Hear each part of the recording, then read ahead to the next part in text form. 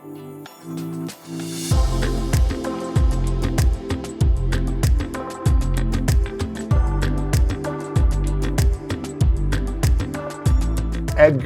it's great. I feel blessed to be able to sit down and talk with you for a couple minutes today. Edgar, why don't you introduce yourself just a little bit about maybe where you are, both physically, where do you live, where are you at, and then maybe a little bit about your journey, your investing journey so far. We'll just start there maybe. Okay, cool. Edgar Maldonado, 41 years old. I am located in South Florida, West Palm Beach. And I have been now with Tax Lien Code for about a month and a half, 2 months. And I started buying tax liens, over-the-counter tax liens, and have slowly progressed and ventured out into other counties.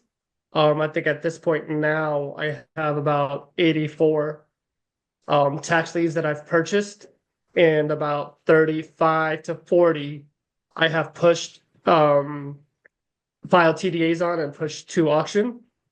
And I am currently researching and looking to acquire a rental property or two through Next Level, I believe, investing. Yeah.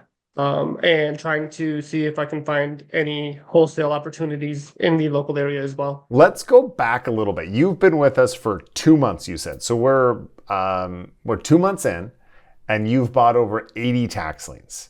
So that's not normal, right? Which is the goal, right? Like, we don't want to be average. We're always looking for success, but there's some level, or there's something that started this for you, Edgar. There's something that maybe was an aha or a click where you decided you needed to do something different, I imagine, right? Like you burst out of those gates on fire. What was the thing for you? What was the motivation? What was the tipping point for you where you said, man, I gotta win. I gotta succeed?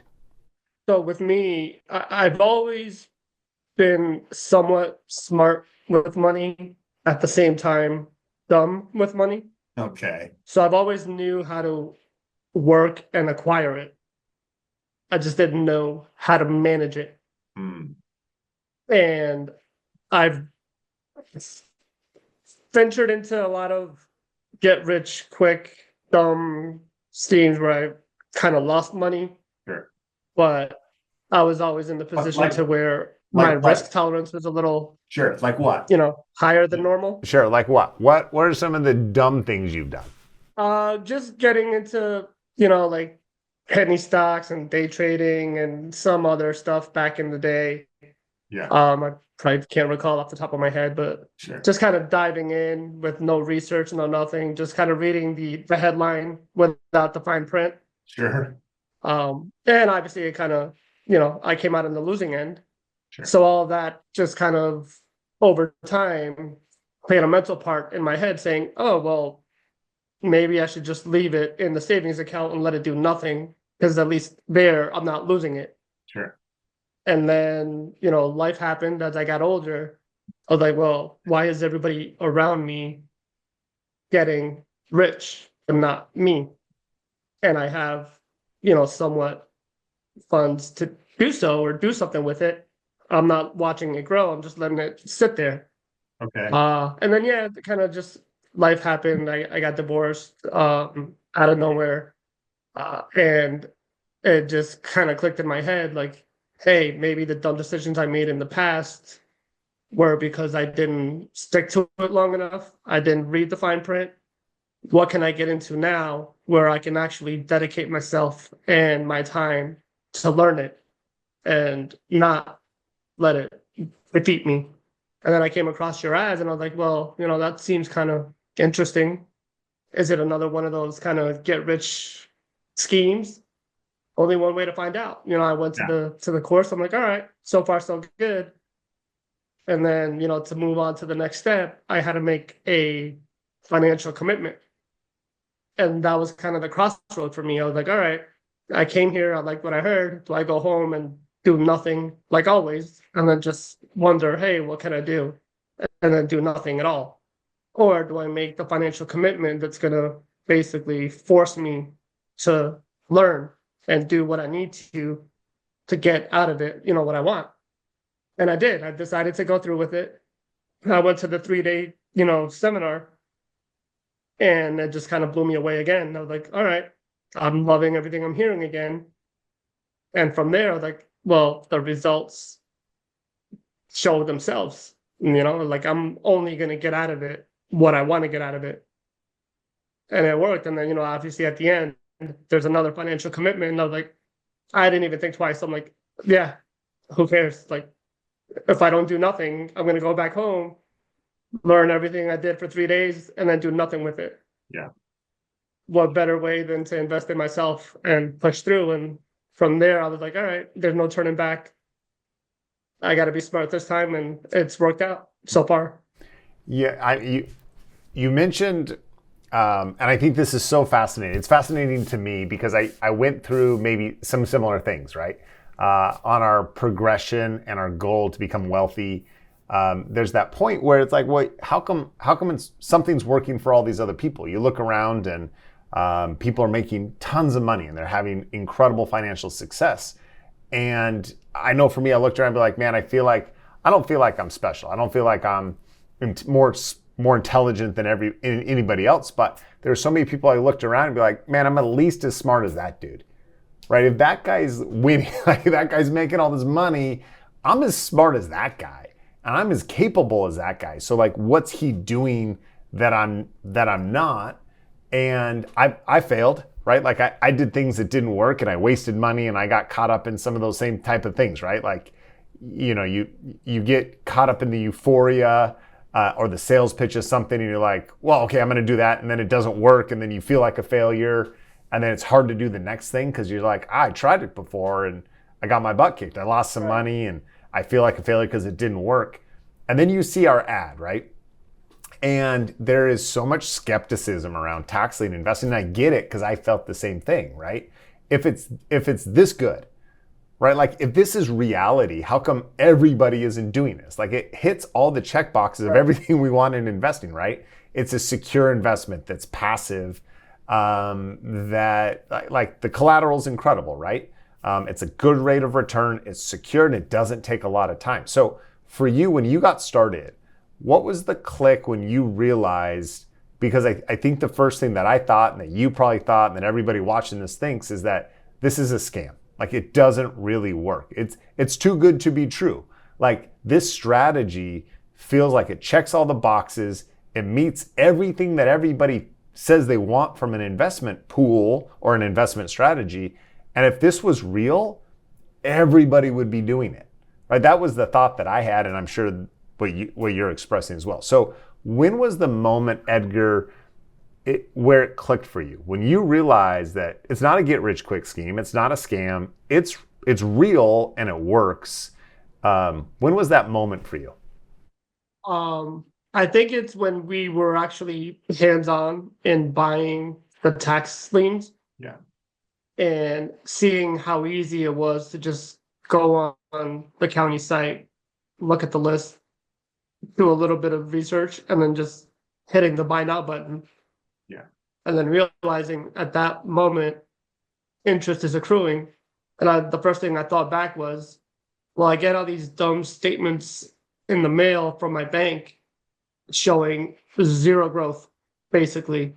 Mm-hmm. So worst case scenario, I'll put my money into the county and watch zero growth, except that zero growth was at 18% here in Florida. Yeah. I mean, it was just kind of a no-brainer to do it. And then once I did it and I saw those liens in my account, I'm like, okay, I mean, is it really that simple? Mm-hmm. I left the foundation class, came home. That Monday, I went into a different county, purchased some more. And once I sent those to TDA, the rest of them redeemed instantly. And then when I saw the direct deposit hit my account, I was like, oh my God, it's really that simple. Yeah. It works. And that just kind of, all of the skepticism and everything just kind of went out the window at that point. I was like, oh man, everything they've been selling and saying is 100% right. Yeah. It's just the fear factor that kind of goes out the window once you kind of get your feet wet. Yeah. Do you remember, you mentioned it. Tell me more about that feeling when the first, so you didn't get a check, right? You probably got an email that said it redeemed and the money just dumped into your account, right? For me, I got a check and I remember that first check and looking at it and I had that same euphoria. I had that same like, oh crap, like it actually worked. Like I had all of the skepticism and all this doubt. Like it still seemed too good to be true. Like the process was too simple. Right. Like going on the county website, using the tools, like it still seemed too good to be true. It was too easy. If it was truly this easy, then why isn't everybody doing it? And then that first check comes and you're like, holy cow, it actually happened. Yeah. So walk me through. I literally ran the numbers 100 different times, like on my calculator. Like, am I really gonna make this much just from sitting here, like within a couple weeks? I couldn't believe it. I mean, I was like, all right, cool. So by the time the ACH hit, I was like, wow, it's incredible. Like my math was right. The math on the screen was right. And now it's just sitting in my account. It's time to throw it back out there and let it do it again. So what did you mentioned being divorced? And unfortunately, that's pretty common in our society now. And I'm sorry you had to go through that. I'm sure it was life altering and maybe affected some of the decisions you're making even right now. I know you have a daughter as well. And how did that experience affect how or why you're investing right now? It's like I said, I kind of always had a vision for myself to kind of be down this path, down this road. I just didn't know how I was going to get there. Yeah. When I went through that situation, it just kind of accelerated it.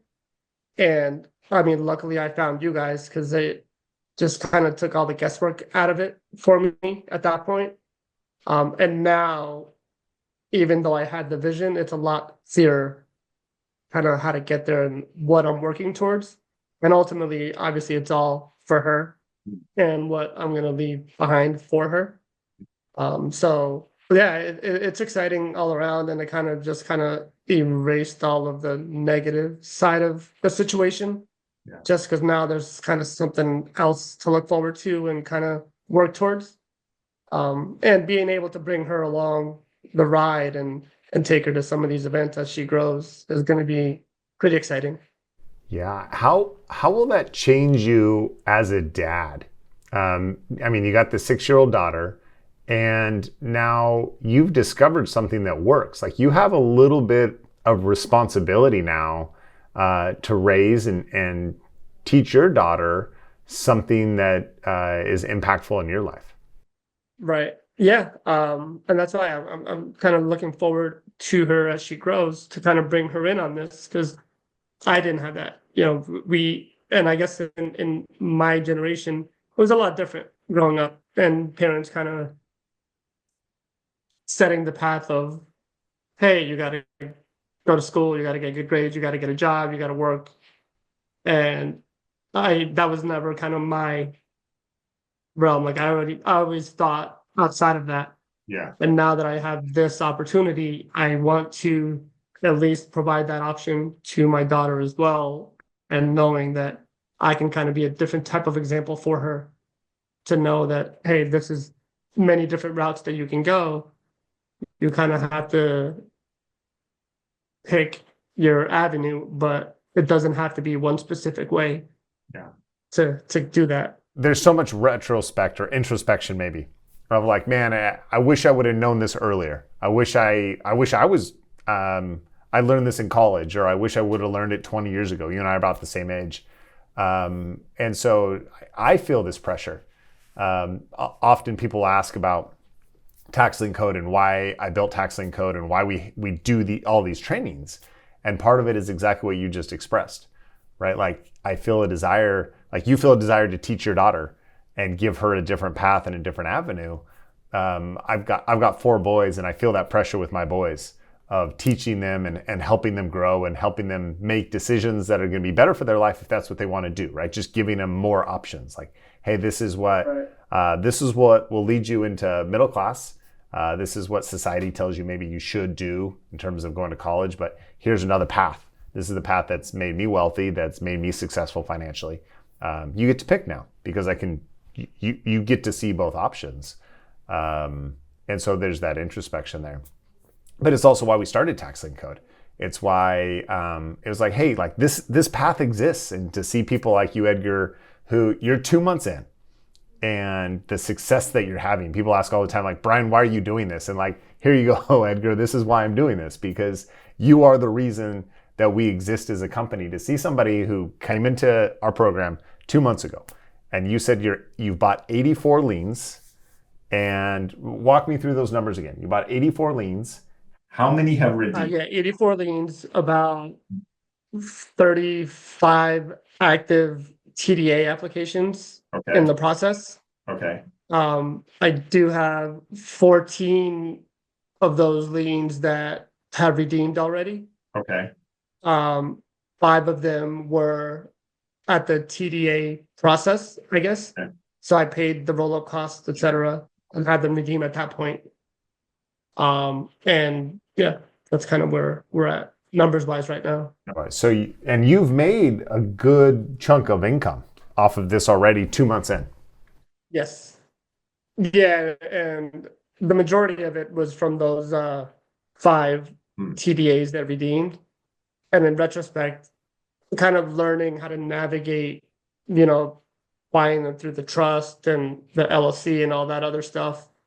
And then when I purchased them, I was so excited that I just kind of blacked out everything that I learned. And I bought, I think it was like 14 of them. And when I bought the liens, and then when I went to go file the 14 TDAs on them, I forgot about the roll-up cost. Okay. So then I'm like, holy crap, what do I do? Like, there's only XYZ in the trust account. Yeah. How am I going to, pay for these? And they're 2017s. They're about to expire in June. Yeah. Like, I panicked. I'm like, oh, this is going to be another one of those where I did the wrong thing and I screwed myself. And it's going to be, in my head, I'm going to play it out as a scheme like every other thing.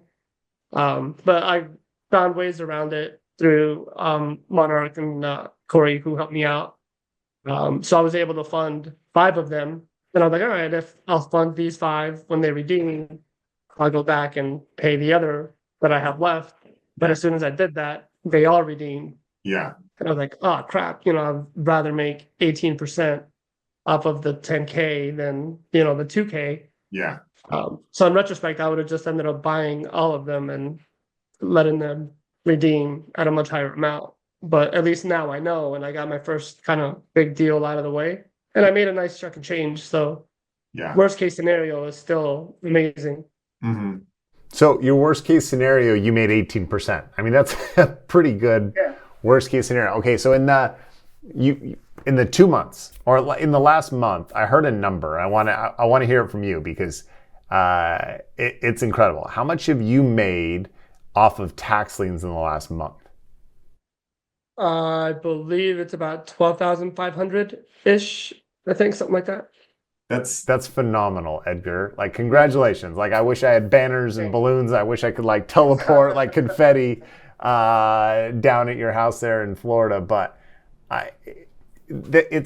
you said something that I think we all go to is we play out the worst case scenario in our brain, right? Like we go to crap, like I made a mistake and it's going to work out bad and all these things are going to happen that are going to be the worst case scenario. We give all this credibility and credence to the worst case scenario, which is just as likely to happen as the best case scenario.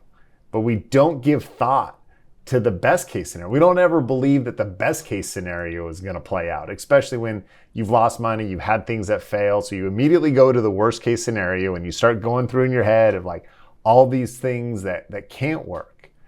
But then what happened in your mind?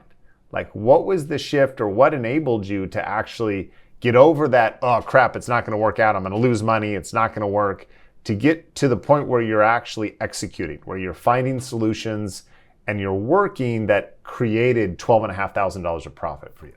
Yeah, I think it was actually, I mean, thanks to you guys and the team and everyone who kind of like talked me off the ledge, and having these calls with Corey, like I'm on this side, so I'm freaking out. I'm like, I got through June 1st. Like, no, I need answers like yesterday. Like, what's gonna happen? Like, we got to figure something out. He's just sitting there like, yeah, no, we'll get it taken care of. We'll figure it out. Like, yeah, I'll see you on a call next week. I'm like, no, I need answers like right now. Like, what's gonna happen? And he's like, all right, just call someone at Monarch. Like, there's got to be another way to fund the trust again. Since it's at the beginning of the year, whatever the case may be, I was able to do that. And then once I realized there's kind of like, hey, take a step back, do this the smart way. Yeah. There's always a solution. Like, you put so much emphasis on the negativity and all the bad stuff. Like, my parents don't even know what I'm doing. Like, they have no idea what this is. Like, if I tell them that, they're like, no, don't do that. Like, what's wrong with you? Like, this is not gonna work. Like, no, don't do that. All the negative stuff. I haven't even told my brother. Like, nobody knows I'm doing it. Just for that same reason. Like, I don't want all that in my head as I'm trying to learn all this. And it was the same thing. I'm like, all right, now it's time for me to talk myself off the ledge and just kind of let the process play out. Stop, think. There's always a solution. And there was. And that kind of like, once I was able to figure that out, I knew that if you do it the right way, even though the smallest of mistakes here or there, there's still ways to figure it out, and there's still time to kind of right the ship and make sure that you don't go backwards. Yeah. And it kind of, it just kind of worked out. So yeah, the fear factor is like 100% gone. Like, in any scenario that I get myself into now, like, obviously I don't want to put myself in a situation like that. Yeah. But I know I can kind of calm down, play it cool, reach out to whatever resource I need to and get it figured out. But yeah, my risk tolerance has always been that way. So yeah, I can figure it out. It's interesting because I think my life is the same way even now, is that the negative influences in our life always seem to be the loudest. The people that don't believe in us are louder than the people that do believe in us. Right. And so having somebody in your corner, having some resources, having somebody that is like, whoa, pump the brakes, Edgar, it's going to be okay. And these are just the steps that are going to get you through.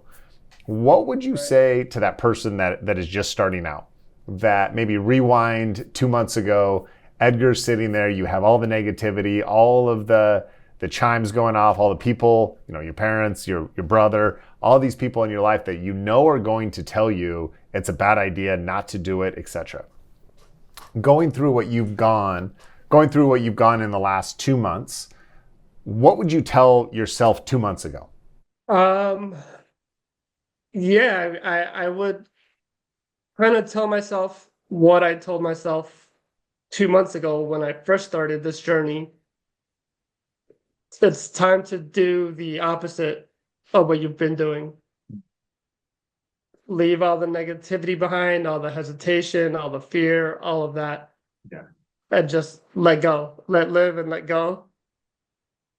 And take criticism, take instruction, take all of that, and just absorb everything that it's meant to be. Yeah. And if you let everything go and just absorb what you're there to absorb, it's going to work out the way it's supposed to. They wouldn't be standing up there teaching this if it didn't work. They wouldn't be doing it in such a big forum if they were there to screw you or do something, negative, or if it was just like, hey, we're here today and we're going to disappear tomorrow and you'll never see us again. Right. And just kind of being a lot more open-minded than you were before to something new and watching it play out. So I think that unfortunately, failure has a lasting psychological effect. What about success? I don't know how to call your last 2 months anything other than success. What kind of lasting success do you see success having on you versus failure? It's a lot more addictive, I'll tell you that. It's a Why is lot more that? addictive, and now when you see that it actually works, you Yeah. chase it even more, Uh-huh.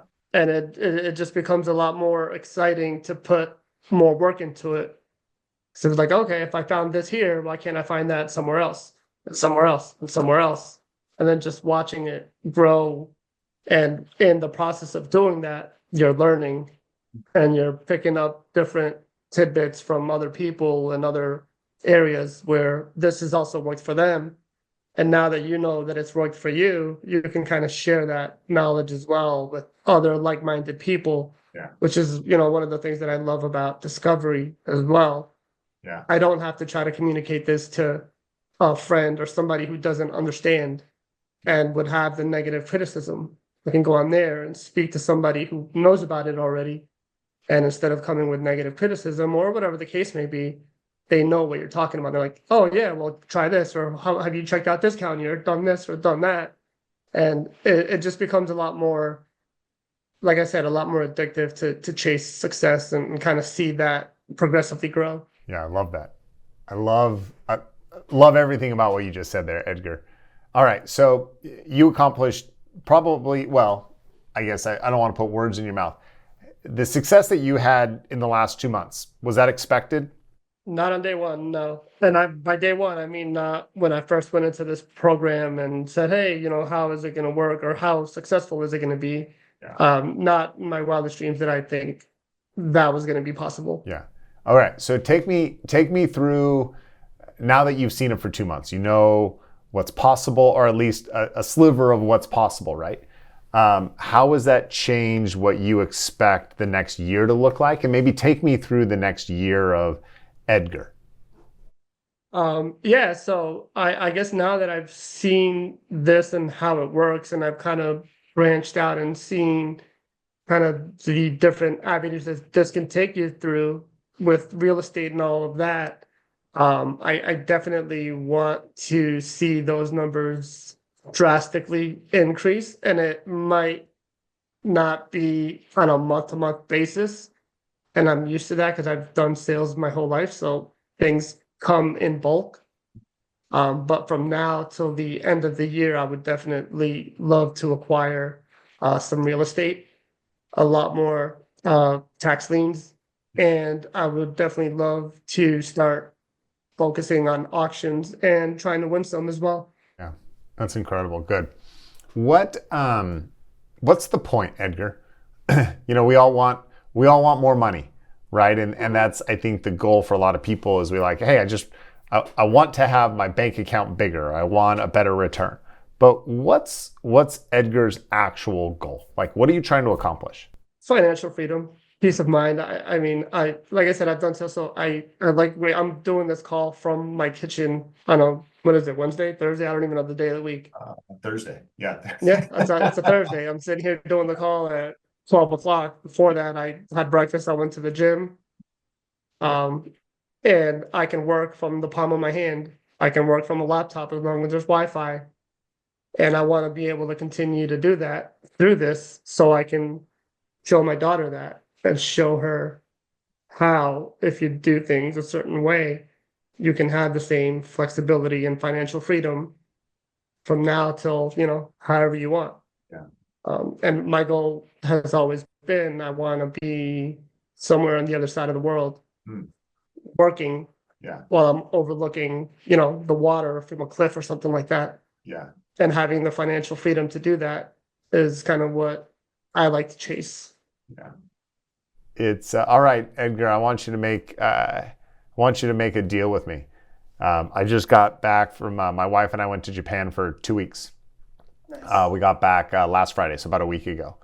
And everything that you just mentioned is an incredible experience.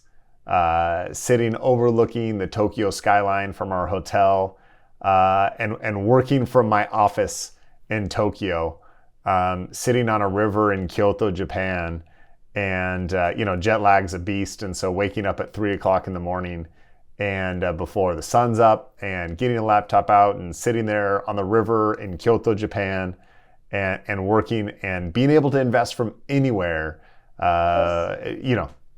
buying tax liens from legitimately anywhere in the world. So here's the deal I want to make with you, Edgar. A year from now, where would you like to take your daughter and truly live that vision that you talked about? Where do you want to work from a year from now with your daughter? Anywhere in Europe. Okay. She's been already. I've taken her, but she was 1.5, 2 years old. Sure. But it's going to have a lot more appreciation and a whole different, mindset now that she's 6. So somewhere in Europe. Yeah. Okay. Well, a year from now, I want an email, Edgar. I want to post on Discover of you. What's your daughter's name?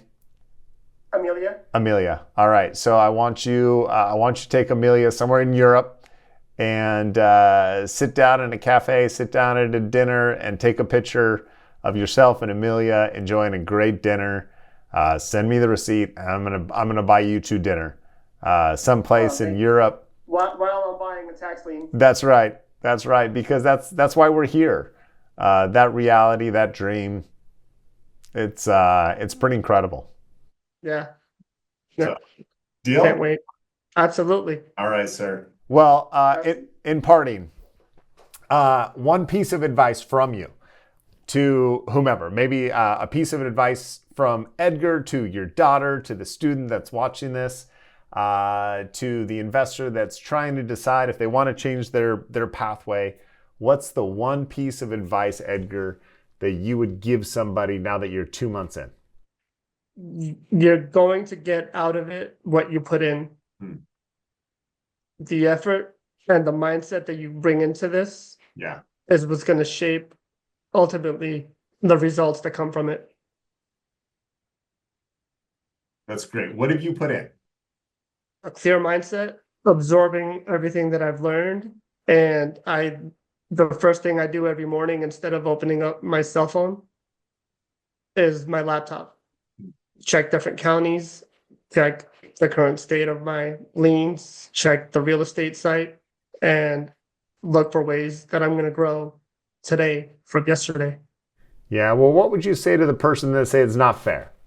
Like, it's not fair that Edgar's bought 84 tax liens. It's not fair that Edgar's made 12 grand.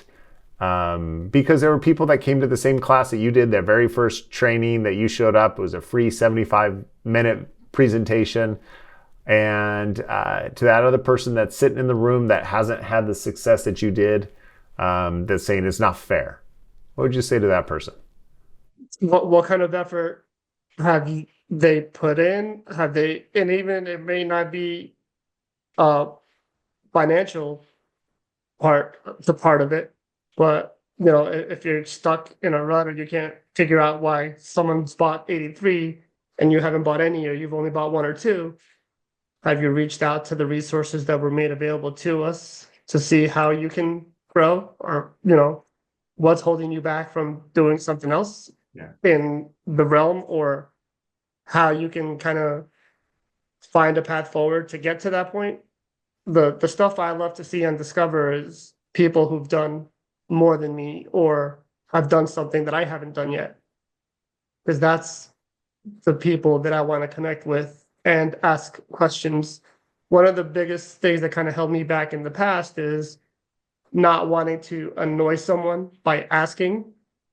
And now even that part of it now is out the window. If someone's doing the same thing that I am at a much higher rate, they're more open to at least give you some sort of feedback on how you can get to that point. Because we all want to grow. And if you're having success at it, you're a lot more available to someone than if you were struggling and someone was asking you, like, I don't know myself. Like, I don't have time for that. I'm trying to pick it up myself, as opposed to somebody who does. Oh yeah, man, what's worked out for me? This or that. Like, oh, have you tried this? Have you tried that? Have you tried reaching out to this person or that person? So yeah, it's not fair because not everybody puts in the same effort. I love, Edgar, this has been inspiring for me. You said something that I think is so abnormal. When you're on Discover and you see somebody who is more successful than you, I think the natural tendency is to want to tear that person down or give excuses or talk about what they did and how it's not, like they did it because of this. And I would have done the same thing if X, Y, and Z, right? But the mentality that you have is I'm looking for people that are more successful than me because I believe that they're willing to share and they're willing to help. And that's been my experience. Every person it's interesting. The people that are more successful than me, the people that are wealthier than me, that have a better skill set at something, that are willing to lift me up and pull me up. Every time that I've asked for somebody for help that is more successful, they've always pulled me up. They've always been willing to help. It's the people that are less successful that see something in you that are trying to pull you back down, that are like, hey, you shouldn't be able to do this. And they're like trying to like yank you down. You've identified something that I think is very, very masterful of wanting to be pulled up by people that are more successful. Where did that come from? Where did that desire to say, hey, you're more successful? Because that's a pretty humble statement, right? Like realizing that somebody is more successful than you and just saying, hey, I just want your help. Yeah, I keep kind of going back to that. I don't know. I've always just kind of had that mindset. Like I've always been, and nobody in my family is that way except me, from the sense that I've always liked the fancy stuff, the rich people stuff, and I always hated school. So my mind was, how am I going to get all that stuff if it's not going to be through a 4-year college degree or whatever the case may be? And then just kind of realizing that it's always better to be around smarter people than people at your same length or below, because that's how you're going to learn. That's how you're going to get there. And it just became a thing for me to know I'm not always going to be the smartest person in the room, nor do I want to be. And how else am I going to learn unless I kind of humble myself and ask the questions, ask the uncomfortableness. And, the worst thing they can say is no, or hey, ask somebody else. And I'm back where I was to begin with anyway. Right. And the other thing that I like from that part of it as well too, when you see all these success stories on there, and people doing better than you, it just kind of reiterates that this does work. As good as you think you're doing, you could be doing better, and you could see it because other people are doing better. Mm-hmm. So how can you get there? I was sitting on the plane going to Japan. My wife and I are sitting there, and this couple walks past us, and probably like early 30s, husband and wife. They're carrying a little baby, and the husband's going first, and the mom kind of talks loudly up to him, and she said, "Someday we're going to be sitting up here."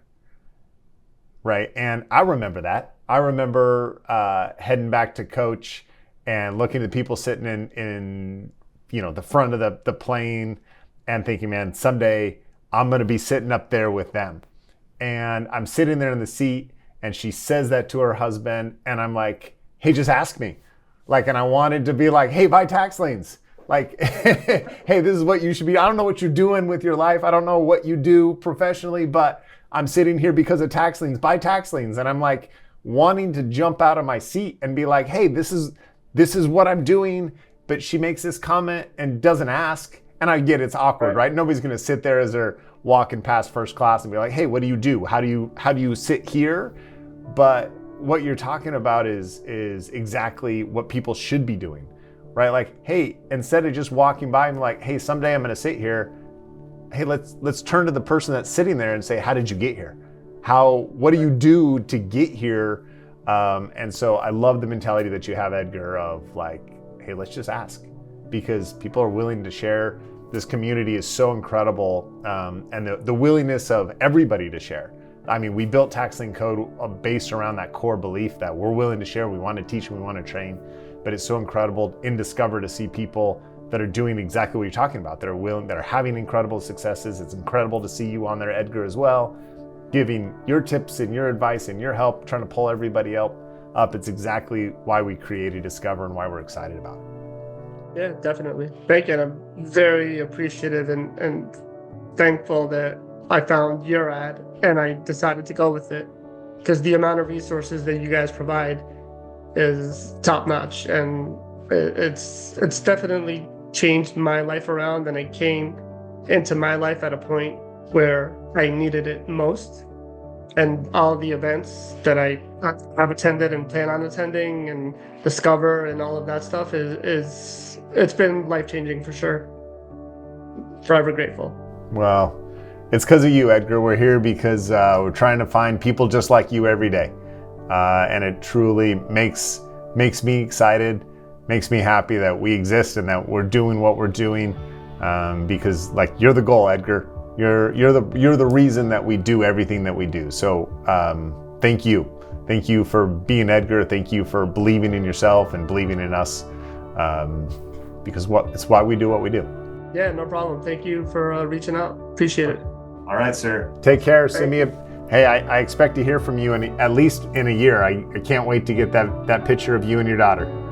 Oh, absolutely. For sure. Thank you. No worries. You'll be getting my receipt for that tomahawk.